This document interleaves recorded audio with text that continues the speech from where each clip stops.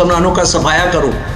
मुसलमानों लव जिहाद कर रहे हैं, मुसलमान जबरदस्ती धर्म परिवर्तन करा रहे हैं, मुसलमान लैंड जिहाद कर रहे हैं। अब एक नई चीज आई है, और मुसलमानों का आर्थिक बाइकआउट करो। ये जो उसके बाद ऑर्गेनाइजर में ही उन्होंने लिखा, ये तिरंगा झंडा तो ऐसा लगता है कि जैसे दर्जी ने 3 रंग काट के चिपका दिए हैं। हम ये दर्जी वाले उसको बर्दाश्त नहीं करेंगे। कितना जलालत की बात कही, कितनी कमीनगी की बात की उन्होंने। ये 3 झंडे जो हैं आज़ादी के, बराबरी के और खुशहाली के 3 रंग हैं।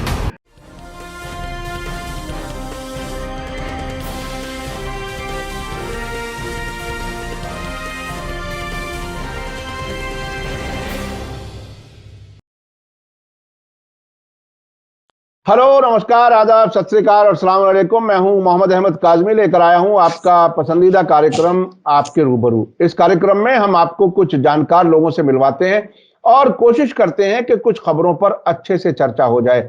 आज हम एक बार फिर शमसुल इस्लाम साहब, जो मुझे कहते हैं कि मैं अपना साथी कहूं, मैं उनको अपना बड़ा मानता हूं, उनकी इज्जत करता हूं, लेकिन उनका इसरार है कि मैं साथी कहूं। मैं जब जनाब कहता हूं तो वो मुझे रोक देते हैं। बहरहाल ये उनकी तरफ से हमें एक इज्जत बख्शना है, हम उसके शुक्रगुजार हैं। आज हम जिन इश्यूज पर बात कर रहे हैं शमसुल इस्लाम साहब से, वो बहुत ही अहम है। और आगे बढ़ने से पहले मैं बता दूं कि पिछले हफ्ते जो हमने वीडियो की थी, उनके साथ इंटरव्यू किया था, जिसमें मुसलमानों का नहीं अरब मुल्कों का बाइकआउट करे आरएसएस, वो आपने बहुत पसंद किया। फेसबुक पर तकरीबन 2.25 मिलियन यानी तकरीबन 27-28 लाख लोगों ने देखा है उसको। इसके अलावा फेसबुक पर भी, उसके अलावा यूट्यूब पर भी। अब जो इश्यूज हैं जिन पर हम बात कर रहे हैं वो बहुत ही अहम है। अहम इसलिए है कि कुछ मुस्लिम लोगों को इंटेलेक्चुअल कह करके आरएसएस से मुलाकात का सिलसिला शुरू कराया गया है। जब मैं शुरू कराया गया है कह रहा हूं, मेरा मतलब यह है कि इसकी स्क्रिप्ट कोई और लिख रहा है। ये खुद भी शायद नहीं जानते कि वो क्या काम कर रहे हैं, किसके कहने पर कर रहे हैं, किसके लिए कर रहे हैं। मेरा अपना अंदाज है। मुसलमानों के कुछ लोग हैं जो पहले कुछ ऑफिसर्स रहे हैं, ब्यूरोक्रेट्स रहे हैं। नजीब जंग जो दिल्ली के लेफ्टिनेंट गवर्नर रहे हैं, एसवाई कुरैशी जो इलेक्शन कमिश्नर रहे हैं मुल्क के, Shahid Siddiqui journalist, lieutenant general ZU Shah जो अलीगढ़ मुस्लिम यूनिवर्सिटी के वाइस चांसलर रह चुके हैं, और सईद शेरवानी जो सियासतदान है, उन्होंने एक बार फिर खत लिखा है। वो खत बहुत ही अहम है। वो एंगल से जिस तरह से अब तक मीडिया में आया है उससे कहीं ज्यादा है, उस पर हम बात करेंगे। और इसके अलावा सुप्रीम कोर्ट ने हेट स्पीचेस के बारे में कहा है कि ये हेट स्पीचेस का सिलसिला इसलिए जारी है कि सरकार इंपोर्टेंट है। अगर उसका मैं सही तर्जुमा करूं तो नामर्द कहा जाता है इंपोर्टेंट को। सरकार को सुप्रीम कोर्ट ने इंपोर्टेंट कहा है, उस पर हम बात करेंगे। उसके अलावा कुछ और इश्यूज हैं जिस पर हम बात करेंगे कि SC ST और बैकवर्ड OBC कई यूनिवर्सिटियों से और IIT से ड्रॉप आउट्स की तादाद बहुत तेजी से बढ़ रही है। शमसुल इस्लाम साहब, वेलकम है आपका। मीडिया स्टार वर्ल्ड को आप वक्त दे देते हैं और बहुत लोग आपकी बात पसंद करते हैं इसलिए कि आप बहुत ही रीजनिंग के साथ, सबूतों के साथ अपनी बात रखते हैं। आपको आप बताइए कि ये जो खत लिखा गया है, इन्हें पंच प्यारा कहा जाए या 4 सिपाही कहा जाए? नहीं, पंच प्यारे तो बहुत प्यारे लोग थे, वो तो जान को कुर्बान करने वाली है, तो दलाल है, दलाल। जी, तो उनका खत क्या है? पंच प्यारा मत कहिए ये यहाँ इनको। जी, नहीं, वो मजाक के तौर पर नहीं, मजाक नहीं, वो तो बहुत कुर्बानी करने वाले, उन्होंने अपने ईमान और उसके लिए जाने दी थी। कहा था कि हम अब खत पर बात कर लीजिए। खत में क्या कुछ है? जी, देखिए, एक बात जो पिछले साल सितंबर में पता लगा था कि ये 4 इंटेलेक्चुअल्स जो हैं, 4 मुसलमानों के जो नेता हैं, ये अगस्त में मिल लिए थे और सितंबर में खबर आ गई थी। और उस वक्त इनका जो स्पोक्स पर्सन है शाहिद सिद्दीकी ने बताया था कि हम पढ़े लिखे मुसलमानों और मिडिल क्लास के लिए मिले हैं। वो दायरा जो है वो अब धुंध छट रही है और आप जो फरमा रहे हैं, मैं माफ कीजिएगा, मैं उससे फिर डिसएग्री करूंगा कि ये जानते नहीं है कि क्या हो रहा है। ये बहुत अच्छी तरह से जानते हैं। ये जानबूझकर ये हो रहा है और एक प्लानिंग का हिस्सा है। और ये इन चारों लोग जो इसमें सिग्नेटरी हैं, ये उनकी उनकी उनका जो इतिहास है ये उससे जुड़कर आता है। हम आज उस पर भी बात करेंगे थोड़ा विस्तार से। लेकिन एक बात, 5 लोग हैं सर, 5 लोग हैं। हाँ जी, 5 लोग जी। जी हाँ हाँ जी जी। और जी, इससे पहले कि आप बहुत ज्यादा तफसील में आगे जाएं, मुझे उनका एक पैराग्राफ का शुरुआत का एक सेंटेंस याद है। वो ये कि no one can doubt the credibility and desire of the Sangh towards nation building. कोई भी संघ की नीयत और इरादे पर शक नहीं कर सकता कि वो मुल्क की तामीर और तरक्की कर रहे हैं, नेशन बिल्डिंग कर रहे हैं। ये 5 मुसलमानों की तरफ से कहा गया। क्या ये मुसलमानों का परसेप्शन नैरेटिव हो सकता है? नहीं भाई साहब, असल में मैं वही बताने जा रहा था कि अभी जो एक दूरी थी, एक दूरी सी लगती थी कि हम अलग हैं, आप अलग हैं, हम आपसे मिलकर आ रहे हैं, हम मुसलमानों की बात कर रहे हैं। चलो मैं कह रहा हूं, आप मिडिल क्लास और पढ़े लिखे मुसलमानों के लिए आप सबकी बात कर रहे हैं। लेकिन ये खत जो है ये बताता है कि अब ये याराना की स्टेज में आ गया है। ये आरएसएस से इनका जैसा मैं पहले दिन से कह रहा हूं कि ये कोई अचानक नहीं हो रहा है। ये उन लोगों के चरित्र में शामिल है, ये चारों पांचों लोग जो हैं जो ये कर रहे हैं। तो देखिए, ये खत मैंने इसका हिंदी कर दिया है भाई साहब, मैंने इसका हिंदी उर्दू कर दिया है। ये खत एक बार इन 5 के नाम भी बता दीजिए शुरू में, ताकि लोगों के जहन में बैठ जाए कौन लोग हैं, क्या है, याद आ जाए। नजीब जंग है एक का नाम एसवाई कुरैशी है, एक का नाम शाही सिद्दीकी है, एक retired lieutenant general Jamiruddin Shah है, और एक सईद शेरवानी है। इनको सईद शेरवानी को कई लोग दूसरे शेरवानी साहब से जोड़ ले रहे हैं जो उद्योगपति हैं। ये वो नहीं है, ये होटल के मालिकों में से एक, कुछ होटल चेन चलाते हैं ये। खैर, ये खत जरा सा उसका जो जरूरी हिस्सा है, हालांकि आपको ये पूरा खत पढ़ना चाहिए, और मीडिया स्टार वर्ल्ड को मौका रहे तो ये पूरा खत लगा देना चाहिए आपने। ये शुरू होता है, ये किसी फॉर्मेट से ये लग रहा है जो अंग्रेजी के अखबारों में भी आया, कि ये खत जो है ये किसी एक शख्स ने इन 5 की तरफ से लिखा है, बाकी 4 की तरफ से लिखा है, और ये मोहन भगवत को लिखा गया है। और इसमें कहा गया, नमस्ते भाई साहब, नमस्ते भाई साहब। तो ये याराना शुरू है, और सरसंघ चालक नहीं, महोदय नहीं, कुछ नहीं, ये आ रहा है। और आप जानते हैं कि ये भाई जो है बंबई के अंदाज में और दुबई के अंदाज में भाई का क्या मतलब होता है। तो ये पूरा नंगे होकर सामने आ रहे हैं। तो ये अचानक अगस्त से लेके अभी तो अगस्त आया नहीं, 1 साल भी नहीं हुआ। देखिए कितनी सफर तय कर लिया इन्होंने इस याराना को बनाने में। लेकिन सुन लीजिए, मैं और मेरे सहयोगी 7 मार्च 2023 को आपके ईमेल के लिए आपका धन्यवाद करते हैं। हाँ? ये 7 मार्च को जो है, 7 मार्च को कोई ईमेल हुआ होगा उनके साथ, उस करते हैं। आपका जो पहले से ही डिसाइडेड शेड्यूल को देखते हुए जून से पहले हमें देखने में आपकी असमर्थता को समझते हैं, और हम भाई कृष्ण गोपाल और अन्य सहयोगियों के साथ अपने जुड़ाव के लिए तत्पर रहेंगे। यानी एक और भाई हैं, वो जो इसको शायद देखते हैं, कृष्ण गोपाल जी, जिनसे इन्होंने मुसलमान मौलवियों को भी मिलवाया था। हालांकि ऐसे मुद्दे हैं जिन्हें हम आपके तत्काल ध्यान में लाने और आपको हस्तक्षेप की मांग करने की आवश्यकता है। और उसमें उन्होंने बताया कि देखिए, उसके बावजूद नफरत फैलाया जा रहा है, और उन्होंने खासतौर पर जिसको नवंबर से हो रहा है महाराष्ट्र के अंदर, हिंदू जन आक्रोश मोर्चा, जो अंग्रेजी के अखबार कब से लिख चुके हैं कि नवंबर से लेके पिछले महीने तक 50 से ज्यादा हिंदू जन आक्रोश मोर्चे को, जो मुसलमानों का सफाया करो, मुसलमानों लव जिहाद कर रहे हैं, मुसलमान जबरदस्ती धर्म परिवर्तन करा रहे हैं, मुसलमान लैंड जिहाद कर रहे हैं, अब एक नई चीज आई है, और मुसलमानों का आर्थिक बायकॉट करो। ये जो नवंबर से खबरें आ रही हैं, अब इनको पता लगा है, और ये इस खत में ये भी बोल रहे हैं, देखिए कितना बड़ा झूठ बोल रहे हैं। पिछले अगस्त में आपसे हमारी मुलाकात के बाद हम मुसलमानों के बीच बड़ी संख्या में प्रभावशाली नेताओं, धार्मिक और अन्य से मिले थे, उन्होंने 1 स्वर से हमारी पहल का समर्थन किया और हमने इस संदेश को भाई कृष्ण गोपाल और अन्य लोगों तक पहुंचाया।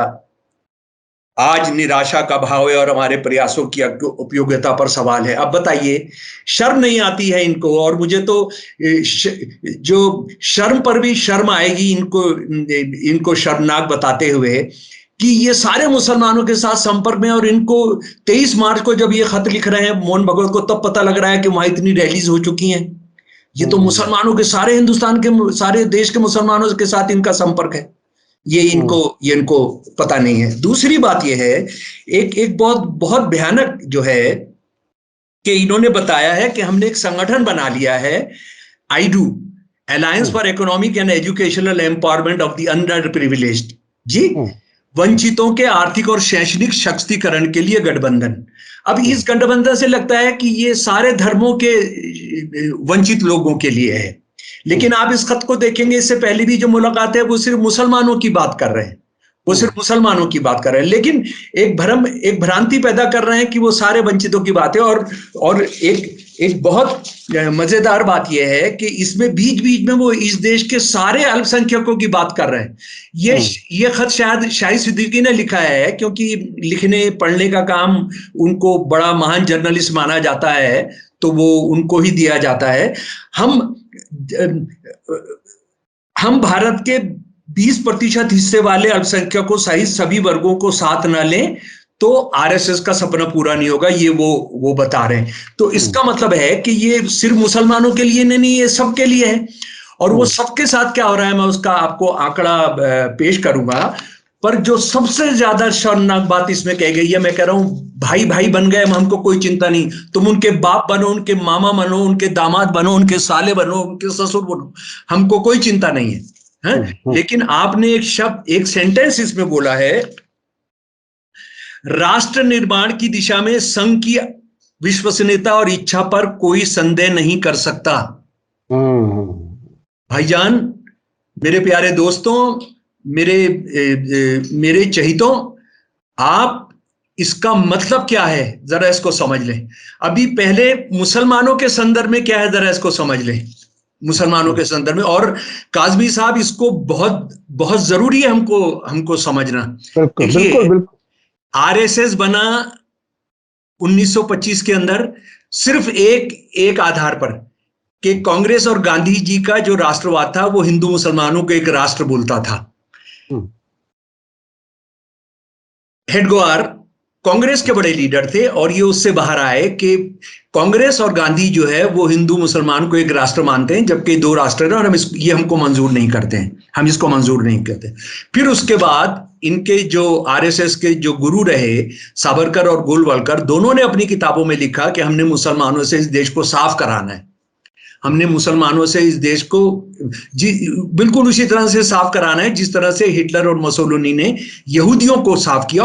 और उसके लिए उन्होंने, आरएसएस के लोगों ने मिलकर मिलिट्री कॉलेजेस खोले नासिक के अंदर और ग्वालियर के अंदर, अंग्रेज शासकों के साथ मिलकर और हिंदू राजाओं के साथ मिलकर, कि ये जब गृह युद्ध होगा मुसलमानों के साथ तो उनके ज्यादा से ज्यादा लोग मारने के लिए, उनके ज्यादा से ज्यादा लोग जख्मी करने के लिए हमारी ये सेना काम में आएगी। और वो कॉलेज आज भी हैं, वो कॉलेज आज भी हैं। उसके बाद गोलवलकर, जो इनका सबसे बड़ा गुरु है, जिसको गुरु ऑफ हेट भी कहा जाता है, नफरत का गुरु भी कहा जाता है, उसने 16वां चैप्टर है उसके बंच ऑफ थॉट में, नवनीत विचार के अंदर, उसके अंदर है कि हिंदुस्तान के, हमारे देश के 3 दुश्मन हैं, इंटरनल थ्रेट्स हैं। 1 इज मुसलमान, नंबर 2 ईसाई, नंबर 3 कम्युनिस्ट। हमने इनको इंटरनल थ्रेट्स को खत्म करना है हमने, जी। और उसके बाद आरएसएस वाले, ये जो जन आक्रोश मोर्चा हो रहा है, ये बिल्कुल वही चल रहा है, ये मुसलमानों का जो सफाई का जो अभियान है। क्योंकि अगर ये मुसलमान जो इस देश की हैसियत, जिस देश में किसी भी हैसियत में नहीं है, किसी भी हैसियत में नहीं है, उनको आप उनके साथ बदला लेना चाहते हो, लेकिन आप 55% जो आप विदेशी मुद्रा कमाते हो वो मुसलमान देशों से आता है, उसकी आप बाइकआउट नहीं करते हो। हमने पिछली बार ये सवाल को उठाया था, हमने जी 52% तेल जो मुसलमान देशों से आता है उसका आप बाइकआउट नहीं करते हो। तो ये मुसलमान जो 99% दलित हैं, ये 99% दलित हैं, उनके साथ आप बदला लोगे तो उनसे क्या बदला लोगे? वो तो गरीब की जोरू है, उनको कोई वो सारे शहर की भाभी है, उनके साथ आप कुछ भी करते रहिए। और इस गेम के अंदर ये शामिल हो गए। लेकिन काज़मी साहब, मेरे प्यारे दोस्तों, मैं इससे ज्यादा गंभीर सवाल पर आ रहा हूं। भाई, मुसलमानों की तो क्या हालत सुधरेगी? नहीं सुधरेगी। वो तो 1000 साल के मुसलमान राज में नहीं सुधरी, वो सारे कमेरे रहे। वो तो राज भी ऊंची जातियों के, हिंदुओं की ऊंची जातियों का रहा। मुसलमान हिंदुस्तानी जो भारतीय मुसलमान थे, जो सारे 99% जो लोअर कास्ट से थे, उनकी तो एक रानी नहीं बनी मुगल बादशाहों में। रानियां तो सारा ब्राह्मणों की, ठाकुरों की और काश्तों की बनती रही वहां पर। तो 1000 साल के मुसलमान राज में, जो आरएसएस बोलता है मुसलमान राज है, वो 800 से 1200 साल की बात करते हैं। तो वो हम कहते हैं, वो आप सही बोल रहे हो, तो उनकी हालत नहीं सुधरी, तो अब यहां पर क्या हालत सुधरेगी? लेकिन भारत के बारे में, इस देश के बारे में आरएसएस का क्या है, जरा उसके बारे में मैं कुछ चीजें आपको बताना चाहता हूं मेरे प्यारे दोस्तों।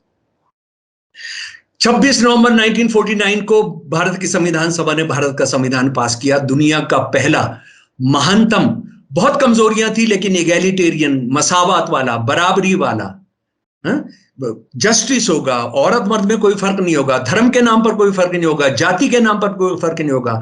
आपने छुआछूत को गैर कानूनी करार दे दिया। उसके 4 दिन के बाद आरएसएस ने कहा, हमको ये मंजूर नहीं है मसावत वाला संविधान, हमको बराबरी वाला संविधान, हम सबको, हर आदमी को मत देने का अधिकार दिया जाए, ये हमको मंजूर नहीं है। हम मनुस्मृति चाहते हैं।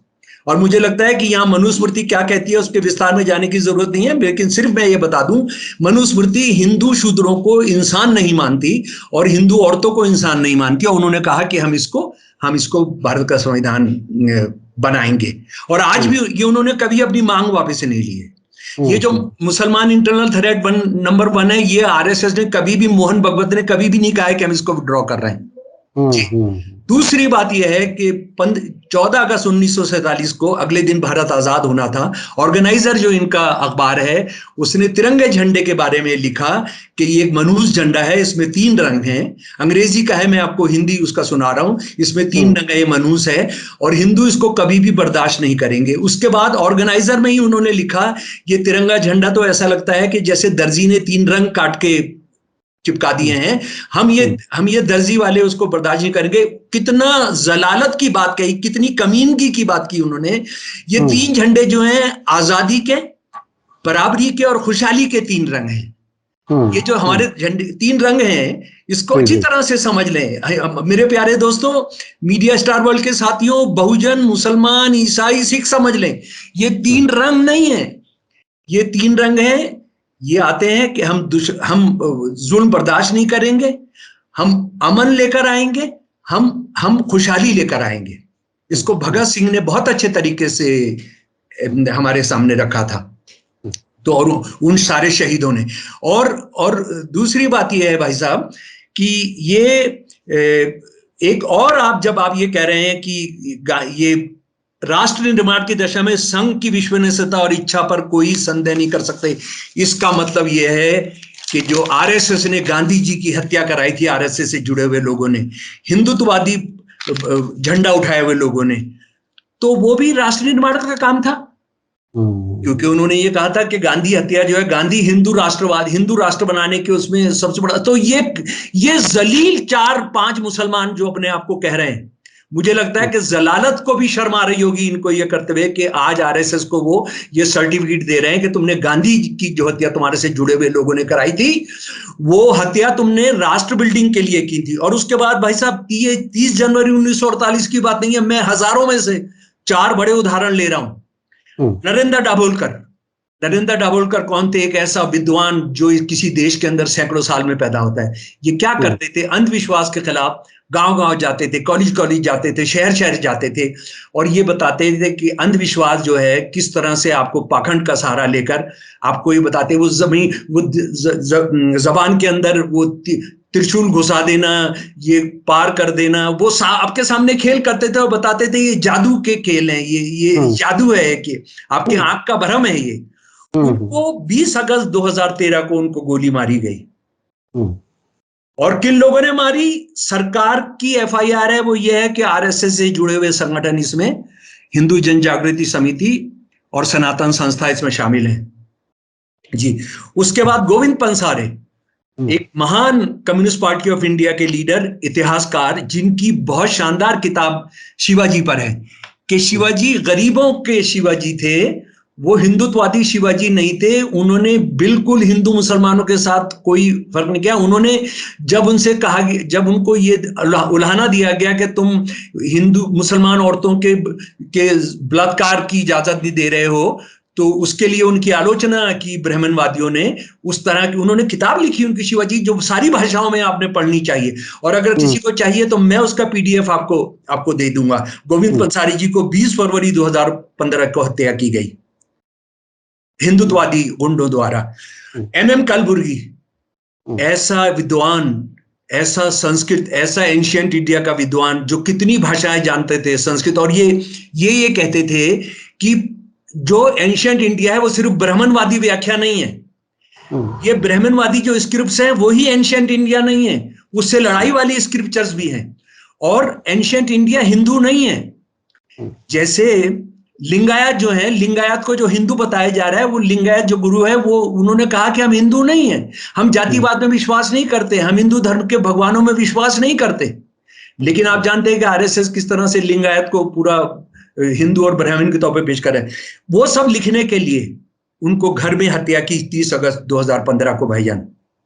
उसके बाद गौरी लंकेश एक महान, एक ऐसे परिवार से आती हैं जिन्होंने अंग्रेजों के खिलाफ, जिन्होंने कांग्रेस की दादागिरी के खिलाफ लगातार, और ये लिंगायत, ये कहती थी कि लिंगायत जो है वो हिंदू नहीं होते हैं, और ये खुद लिंगायत हैं जहां तक मेरी जानकारी है। मेरी बहुत करीबी दोस्त थी, मेरी बहुत बेहतरीन जानकार थी, और इन्होंने जब माओइस्ट ने जब हिंसा कर रहे थे उस वक्त इन पर इल्जाम लगाया जाता कि तुम माओपंथी हो। लेकिन जब लोगों की हत्याएं करनी शुरू हुई थी, इन्होंने उनका विरोध किया था कि, और ये कहा कि ये व्यक्तिगत हिंसा ठीक नहीं है। उनको मारा 5 सितंबर 2017 को एक असहाय महिला को, एक पत्रकार महिला को, एक गीतकार महिला को, एक नाटककार महिला को, और इनका पूरा परिवार इसी तरह के कामों के अंदर जुड़ा है। तो जब आप ये इनको मैं आरएसएस का दलाल कहूं, इनको हथियारों का दलाल कहूं, इन चारों पांचों को, इनको सैडिस्ट कहूं, इनको दिमागी तौर पर बीमार कहूं, क्या कहूं इनको, ये कह रहे हैं राष्ट्र निर्माण की दिशा में संघ की विश्वसनीयता और इच्छा पर कोई संदेह नहीं कर सकता। और भाईजान मैं जरा सा एक चीज और आपके पास लेकर आ रहा हूं। ये बहुत बात कर रहे हैं पांचों के पांचों बहुत बात कर रहे हैं, और माफ कीजिए मेरे को कोई शर्म नहीं है, और मैं चाहता हूं कि अगर उनमें जरा से भी उनके आत्मसम्मान है तो वो मुझ पर डिफेमेशन का केस करें। मैं इनको ओछों की टोली भी नहीं कहूंगा, क्योंकि ओछों की टोली भी इनको कहना उनके ओछों की टोली की बेइज्जती है। मैं इनको धोखेबाजों की टोली भी नहीं कहूंगा, कि धोखेबाजों को भी शर्म आएगी ये जो कुछ कर रहे हैं। मैं आपराधिक मानसिकता वाली टोली भी इनको नहीं कहूंगा, क्योंकि आपराधिक मानसिकता वाली भी थोड़ा अंतर करते हैं, वो भी 2-4 घर छोड़ देते हैं। इन्होंने तो उन्हीं को तबाह करने का तय किया जिनका ये होने का दावा कर रहे हैं।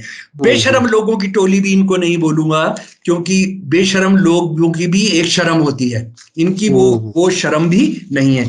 अभी परसों राज्यसभा में जो आंकड़े आए हैं भाईजान, वो जरा सा समझ लीजिए। राज्यसभा में जो मंत्री है, minister of state for education Subhash सरकार ने परसों जो आंकड़े पेश किए, जरा मैं आपके सामने रख दे रहा हूं। 11,000 स्टूडेंट्स ने, जो भारत सरकार की 45 सेंट्रल यूनिवर्सिटीज हैं, उसमें ओबीसी, एससी, एसटी के 11,000 लोग पिछले 5 साल के अंदर ड्रॉप कर गए। एडमिशन लिया था, पैसे की वजह से, अपमानित होने की वजह से, किसी भी वजह से उन्होंने 11,000 लोगों ने मोदी के राज, बहुत बड़ी तादाद होती है। सरकार कह रहा है ये जो दलाल है पांचों के पांच, माफ कीजिएगा इनको ये सवाल, क्योंकि इन्होंने कोई वंचितों के लिए संस्था बनाई हुई है, इनको नहीं पता। ये आंकड़ा तो इन्होंने लाना चाहिए था भाई साहबों के लिए, इनके जो भाई हैं उनके सामने रखने के लिए। ये भाइयों के लिए फिरौती वसूल करेंगे। उसके बाद जनाब उससे भी शर्मनाक सुनिए, 4000 ओबीसी, एसटी और एससी के 4000 बच्चों ने इन्हीं 5 सालों में आईआईटी छोड़ा है। एक तो उनको बड़ा मुश्किल से एडमिशन मिलता है जी जी जी जी। 4000 लोग पिछले 5 साल के अंदर। और आईआईएम तो वो होता है कि जिसमें आपको 2-2 करोड़ रुपए की नौकरी मिलती है अगर आप आईआईएम से कर लें। आप 5-6-7, अभी तो 10-12 हो गए हैं शायद। 366 लोगों ने पिछले 5 साल के अंदर एससी, एसटी, ओबीसी के ड्रॉप आउट हुए हैं। समझ गए भाई साहब? इतना बुरा हाल के एजुकेशन के जरिए और जिनको ऊंची जाति के सारे लोग विदेशों के अंदर जाकर 4-4, 5-5 करोड़ रुपए खर्च करके वहां एडमिशंस ले रहे हैं। मुसलमानों के जरिए, मुसलमानों के ठेकेदारों के जरिए मेडिकल कॉलेज जो चल रहे हैं वहां 1-1, 2-2 करोड़ रुपए लेकर ये एनआरआई के बच्चों को एडमिशन दे रहे हैं हमारे सामने। इनको उस पर कोई शर्म नहीं आ रही है, कोई शर्म नहीं आती है। और माइनॉरिटी अफेयर्स मिनिस्ट्री ने बताया है कि 2022-23 में पढ़ो प्रदेश, नया सवेरा, नई उड़ान, ये स्कीमें हमने माइनॉरिटीज के लिए वापस कर दी हैं। ये पढ़ो प्रदेश क्या है? विदेशों में जाने का आपको लोन मिलता था। नया सवेरा क्या है? आपको कोचिंग सेंटर में दाखिले का आपको पैसा मिलता था। नई उड़ान क्या है? आपको लमसम पैसा मिलता था आपको हायर एजुकेशन करने की। ये सारे वापिस हो गए। और कुछ लोगों को ये लग रहा है कि सिर्फ मुसलमानों के साथ हुआ, नहीं। मिनिस्ट्री ऑफ सोशल जस्टिस ने भी जो है उसने भी ओसी, एसटी, ओबीसी वगैरह के प्री मैट्रिक स्कॉलरशिप बंद कर दिए हैं। अरे शर्म नहीं आती तुम्हें? तुम पांचों धोखेबाजों, और जैसा मैंने कहा कि धोखेबाज कहते हुए भी इनको धोखेबाजों को मुझे लगता है कि उनको इतराज होगा कि इनको हमारे साथ मत रखो। इसके बारे में तुम्हारा क्या कहना है? और उसके बाद मैं इनसे एक और बात पूछना चाहता हूं कि इनको आरएसएस का फिर पढ़ रहा हूं, फिर पढ़कर सुना रहा हूं आपको कि आरएसएस जो है जी भाईजान, कि देश की किसी को भी राष्ट्र निर्माण की दिशा में संघ की विश्वसनीयता और इच्छा पर कोई संदेह नहीं कर सकता। इनकी मुझे लगता है कि ये चारों पांचों लोग हैं, इनके घर में औरतें भी होंगी, बच्चियां भी होंगी, उनकी बीवियां होंगी, माँ होंगी, बाप होगी। आरएसएस के राज के अंदर और आरएसएस के से जुड़े हुए कैडर्स क्या कर रहे हैं?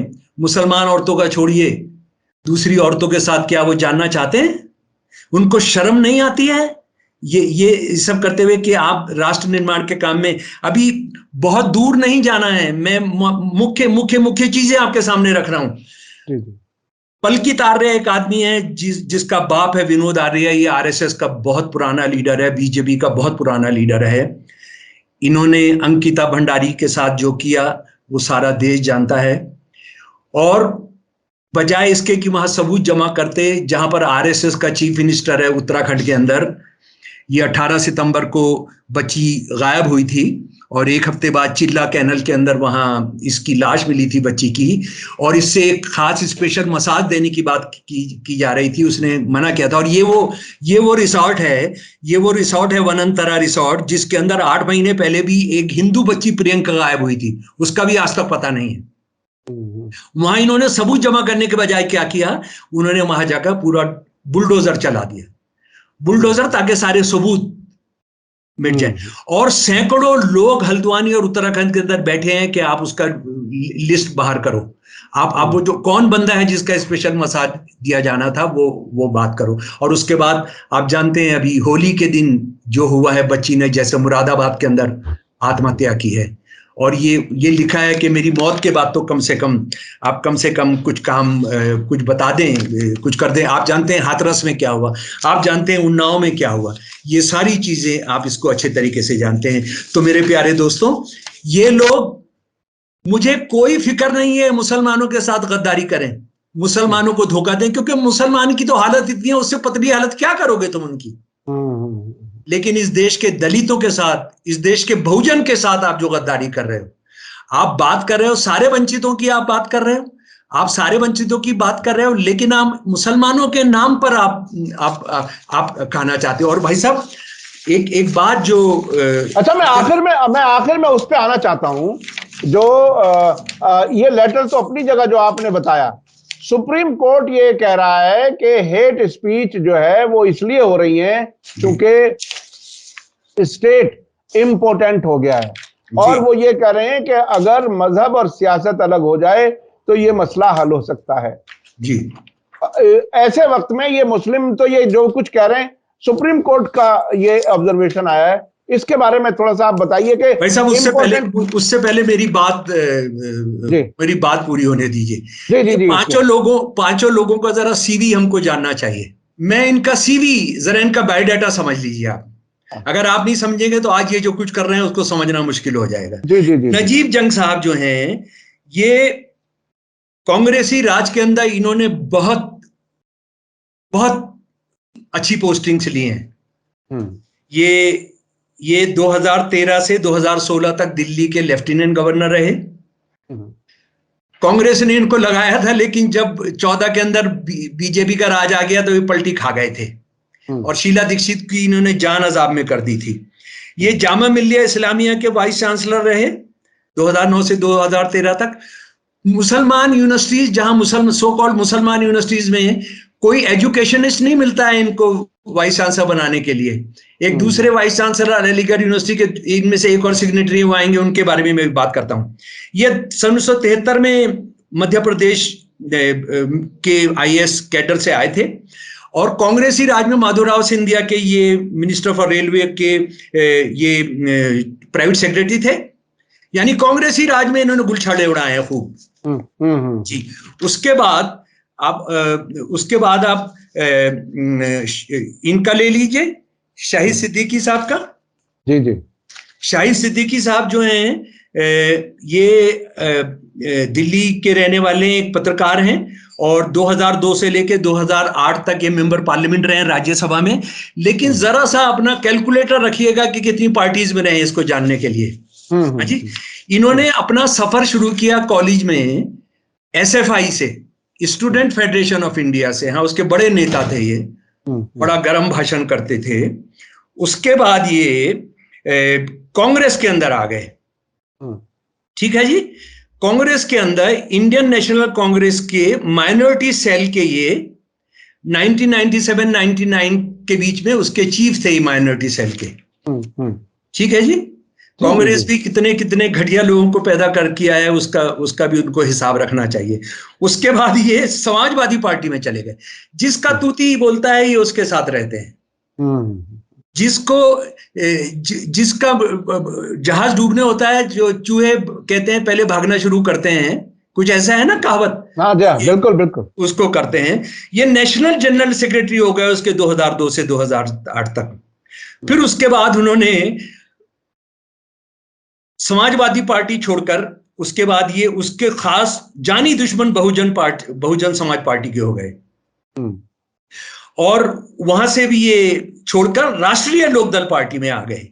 हाँ जी, अजीत सिंह जी की जो पार्टी है। उसके बाद आरएलडी को छोड़कर ये रिजाइन फ्रॉम आरएलडी और फिर ये समाजवादी पार्टी में लौट गए। जलेबी है ये, जलेबी।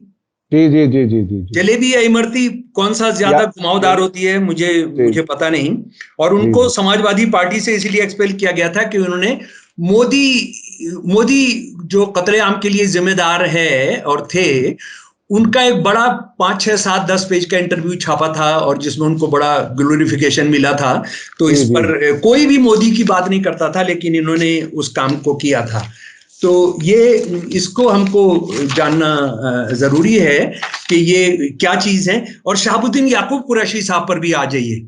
शहाबुद्दीन साहब ये कांग्रेसी राज में इन्होंने बहुत बड़े बड़े ओहदे लिए। ये यूथ एंड वेलफेयर मिनिस्ट्री जो है, स्पोर्ट्स मिनिस्ट्री के सेक्रेटरी थे मंत्रालय के। उसके बाद ये कांग्रेस की वजह से इलेक्शन कमिश्नर बने, chief election commissioner Manmohan Singh के जमाने में। खूब कांग्रेस के राज में इन्होंने सबसे बेहतरीन, जिसको आप मलाईदार कहा जा सकता है जी, मलाईदार पोस्टिंग इन्होंने ली। और ये उसके बाद अब जो है इनको आरएसएस का प्यार आ रहा है। ये 1971 में हरियाणा कैडर से थे। लेफ्टिनेंट जनरल जमीरुद्दीन शाह साहब, कितने बड़े इनको अवार्ड मिले हैं। और ये साहब जो हैं ये बहुत इंपॉर्टेंट पोस्ट है, ये डिप्टी चीफ भी रहे भारत की सेना के। और बहुत मजेदार बात यह है कि ये अलीगढ़ मुस्लिम यूनिवर्सिटी के 17 मई 2012 से 17 मई 2017 तक वाइस चांसलर भी रहे। और इन्होंने वहां टाइम्स ऑफ इंडिया की एंट्री बंद करा दी थी, क्योंकि वो कुछ टाइम्स ऑफ इंडिया कुछ इनके बारे में कुछ सवाल उठाता था। और ये देखिए, एक चीज देखिए, मुसलमान यूनिवर्सिटी होगी तो वहां मिलिट्री जनरल होगा, आईपीएस होगा या आईएएस होगा, वहां एजुकेशनिस्ट आपने भेजना नहीं है। ये उसका हुए, और ये 2012 में कांग्रेस के जरिए भेजे गए, कांग्रेस के जरिए अपॉइंट किए गए। कांग्रेस और बीजेपी में कितना अंतर होता है आप उसको समझ सकते हैं। लेकिन इन्होंने, जहां तक मेरी राय है, जो मैंने इनका बायोडाटा देखा, वो बायोडाटा में ये है कि मोदी साहब पावर में आ रहे हैं, मई के अंदर चुनाव का नतीजा आने वाला है, और उसके बाद ये सबको पता है कि मोदी साहब पावर में आ रहे हैं, कोई उनको नहीं रोक सकता। तो इन्होंने एक जनरल साहब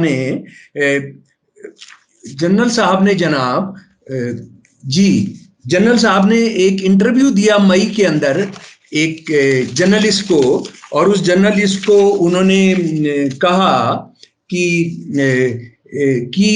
मोदी साहब, उनसे सवाल पूछा जर्नलिस्ट ने कि आपको बताइए, मोदी जो थे वो तो अब मुख्यमंत्री बनने जा रहे हैं, और आप गुजरात के अंदर सेना लेकर गए थे, और उन्होंने कुछ इस तरह की शिकायत भी की थी कि सेना को अगर सही वक्त पर भेज दिया जाता तो ये सब हो जाता। तो आपको क्या लगता है? तो इन्होंने कहा कि सुन लीजिए, मई 2014 का इनका इंटरव्यू है, मोदी रूल हैड राइट्स, वो ठीक है, but interested with nation people change. लेकिन जब जिम्मेदारी आती है तो लोग बदल जाते हैं। और ये मोदी कितना बदले हैं कि वो अपने आप को आज भी कहते हैं मैं हिंदू राष्ट्रवादी हूं। वो आज भी कहते हैं कि मेरी पहचान जो है वो हिंदू राष्ट्रवादी की है, मैं आरएसएस से पैदा हुआ हूं। तो आप इनका जो खमीर है इन लोगों का, उससे आप जान सकते हैं कि ये क्या कर रहे हैं। और जो बेचारा वो होटलियर है, होटलियर तो भैया जिसका राज रहेगा उसने उसका झंडा लगाना है। मैं अपने दर्शकों को बता दूं कि एक ऐसे ही शख्स, एक साहब और थे, वो अब इस दुनिया में नहीं है, उनका नाम मैं नहीं लेना चाहता, लेकिन हमारा उनसे मजाक था, और वो कई प्राइम मिनिस्टर्स के काफी नजदीक नजर आए। तो मैंने उनसे बहुत ही बिला तकल्लुफ कहा कि भाई, हम तो आपका जब इंट्रोडक्शन कराते हैं किसी को तो हम कहते हैं आप राजपूत हैं। तो वो बहुत जोर से हंसे। हमने कहा तो मैंने कहा जिसका राज उसी के पूत। तो ये सारे उसी तरह के लोग हैं, जिसका राज उसी के पूत। अच्छा, नहीं, आखिरी बात मैं अपनी बात, हाँ, रूसी क्रांति का 1917 की क्रांति से पहले का एक जबरदस्त नॉवल है, अग्नि दीक्षा में क्या है कि जो दलाल लोग हैं गांव के अंदर, उनको तो पता नहीं है कि ये जो सेना आ रही है ये कौन सी वाली है। वो सफेद झंडा रखते थे जो प्रतिक्रांतिकारी जार की सेना थी, और लाल झंडा भी रखते थे दूर से। अब पहले तो इंटरनेट वगैरह था नहीं है, सारा कोई ऐसे दूर भी नहीं थी किसकी सेना है, तो उनको लगा जार की सेना आ रही है तो सफेद झंडा लहरा देते थे, और अगर लाल सेना आ रही है लाल झंडा लहरा देते थे। तो ये चलता, लेकिन कई बार उनको गलत सूचना मिल जाती थी, तो सफेद सेना लगाना होता था, लाल झंडा लगा देते तो मर जाते थे वो। तो ऐसे में आप सोचते हैं कि आप खूब मलाई करेंगे, आप उड़ाएंगे, लेकिन कई बार इसमें बहुत नुकसान भी हो सकता है। जी बिल्कुल हो सकता है, बिल्कुल हो सकता है, वक्ती तौर पर हो सकता है। की बात कर रहे हैं, सुप्रीम कोर्ट से ये आदर्शवादी बातें और सच्चाई सुनते हुए मेरे कान पक गए हैं। भाई आप किस लिए हो फिर? आप ये ओमनीपोटेंट किसने बनने दिया है? आपने किसके खिलाफ क्या एक्शन किया है? आपके सामने हो रहा है, आपके सामने ये जन आक्रोश हिंदू मंच जो कह रहा है, इस देश को तोड़ने के लिए जो कर रहा है, बाहर से किसी साजिश की जरूरत नहीं है। आपने कौन सा सुओ मोटो लिया है? आप बाबरी मस्जिद पर सुओ मोटो आप कर लेते हैं, अपनी यहां मुकदमा बुला लेते हैं। आप सब सरकारी वकील ने केरला का कोई वाकया सुना दिया, और उस पर एक जज हंसा भी, लेकिन बात, उसकी बात पूरी सुनी गई, यानी वो भी, उसकी बात भी रिकॉर्ड पर आई। उसने महाराष्ट्र के बारे में बात नहीं करने दी और ज्यादा, और बहुत ही ऐसा लगा, खबर के डिटेल पढ़ के ऐसा लगता है कि जज ने अपनी बात कह तो दी, लेकिन उसको असर्ट नहीं किया आखिर तक। शायद ऐसा मेरे हो सकता है, ये ऑब्जर्वेशन गलत हो, लेकिन ऐसे हालात में ये अदालतें काम कर रही हैं। जी, आप अपनी बात पूरी करें। जी, बात यह है कि पिछले 4-5 दिन में लोअर कोर्ट्स और दिल्ली की हाई कोर्ट वगैरह ये जो फैसले दिए हैं, वो जो कुछ रिलीफ मिली थी बच्चों को, नौजवान बच्चे, औरतों को, लड़कियों को, जो दिल्ली हिंसा केस में, वो हाई कोर्ट ने उसको वापस ले लिया है। हाई कोर्ट ने कहा है कि नहीं, वो सब उनको डिस्चार्ज नहीं किया जा सकता। और उसके बाद फिर सुप्रीम कोर्ट की एक बेंच ने फैसला दिया है कि आपकी जो मेंबरशिप है, अगर सरकार ने कह दी किसी टेररिस्ट ऑर्गेनाइजेशन की मेंबरशिप है, तो उसको माना जाएगा आपका सफाई, आप हैं या नहीं, एक्टिव या नॉन एक्टिव हैं। जो सुप्रीम कोर्ट ने फैसला दिया था उसको उन्होंने वापस ले लिया। और भाई साहब, आप यकीन मानिए कि दिल जो है बहुत पक चुका है, दिल दिमाग बहुत पक चुका है। एक ऐसी सुप्रीम कोर्ट जिसने ये भी कहा हो कि यहाँ कोई मंदिर नहीं तोड़ा गया था, यहाँ कोई जन्म स्थान नहीं था, उसके बावजूद उन बदमाशों को, उन लुटेरों को, उन तोड़ने वालों को, उन विध्वंसकारियों को ही वो जगह सौंप दी हो, तो भाई सुप्रीम कोर्ट ने कुछ कमाल का ही करना पड़ेगा इस देश को बचाने के लिए। नहीं तो आप भी, सुप्रीम कोर्ट भी साथ रहेंगे इस देश को तबाह कराने के अंदर। ये मैं बिल्कुल साफ साफ कह रहा हूँ। बहुत बहुत शुक्रिया। बहुत बहुत शुक्रिया शमसुल इस्लाम साहब, आपने बहुत ही मजबूती से अपनी बात रखी। खासतौर पर उनके पर्सनल सीवीज बताए कि इन्होंने कितनी बार यानी क्या सियासी पार्टियां बदली हैं और कैसे कैसे वो जो भी हुकूमत हो उसके साथ जुड़ने वाले लोग हैं। और आरएसएस के बारे में ये कह रहे हैं कि कोई शक नहीं कर सकता कि वो नेशन बिल्डिंग के लिए सीरियस नहीं है। इससे बड़ी कोई बात नहीं हो सकती, इससे घटिया बात नहीं हो सकती। सारे सबूतों के साथ आपने अपनी बात रखी। महात्मा गांधी के कातिल और उसके अलावा मुल्क को सब कुछ हर तरह से तबाह करने वाले काम,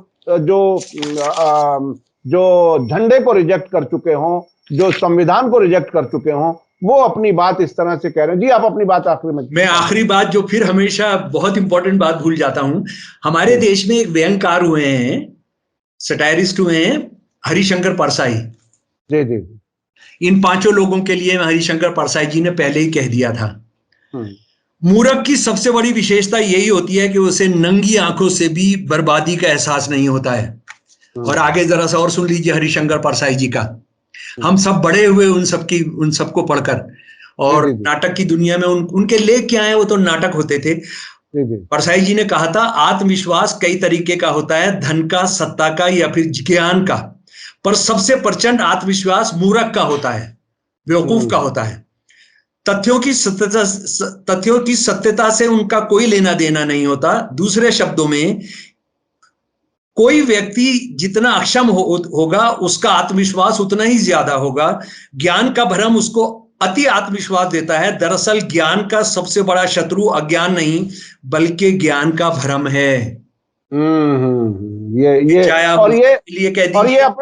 ये अपने आप को मीडिया में मुस्लिम इंटेलेक्चुअल्स कहलवा रहे हैं कि ये सबसे ज्यादा समझदार लोग हैं, और समझदार लोग होकर के क्या कुछ कर रहे हैं वो इन्होंने ये चारों लोग जो हैं पब्लिक फिगर थे, इन्होंने कितने ओबीसी के लिए स्कूल खुलवाए हैं, कितने स्कॉलरशिप दिए हैं, कितनी जगह, नजीब जंग ने कितनी जगह ओबीसी के स्कूलों को दिल्ली में दिलाई है, वो हमको बताए हमको। शाही सिंह ने कितना पैसा मुसलमान गरीबों के बच्चों के लिए और ओबीसी के लिए और SC ST के लिए कितने स्कूल कॉलेजों के दिया, अगर हमको बताए। शुक्रिया। जी जी, बहुत बहुत शुक्रिया शमसुल इस्लाम साहब, आपसे बात करके हमेशा बहुत चीजें नई मालूम होती हैं और बहुत ही मजबूती से आप अपनी बात रखते हैं। बहुत बहुत शुक्रिया। इसी के साथ मुझे दीजिए इजाजत। धन्यवाद, शुक्रिया। जय भारत, जय हिंद। मीडिया स्टार वर्ल्ड के और वीडियो देखने के लिए हमारे चैनल को सब्सक्राइब करें और सीधे नोटिफिकेशन पाने के लिए बेल आइकन दबाएं। और अगर हमारी खबर सच्ची और अच्छी लगे तो अपने व्हाट्सएप, इंस्टाग्राम, फेसबुक और ट्विटर अकाउंट पर जरूर शेयर करें।